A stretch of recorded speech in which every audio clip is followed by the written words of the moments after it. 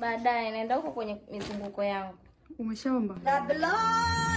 Mama, kuomba tena?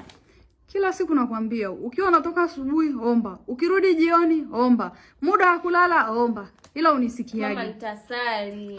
Piga magoti nikuombea hapa.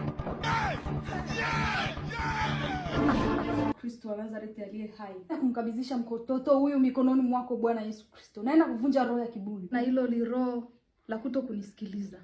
Roho ya kutokunisikiliza, roho ya kukataa maombi, roho ya kutoomba, roho ya kutompenda Bwana Yesu. Katika jina la Yesu Kristo, li roho la kuambiwa kitu mtoto anajikung'uta kama amebeba wadudu kwenye mwili wake. Katika jina la Yesu Kristo naenda kubomoa na kuharibu katika jina la Yesu.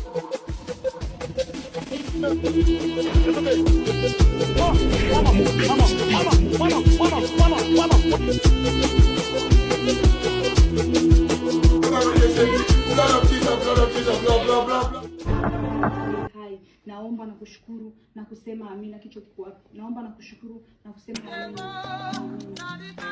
Alafu tabia na kuombea unahangaika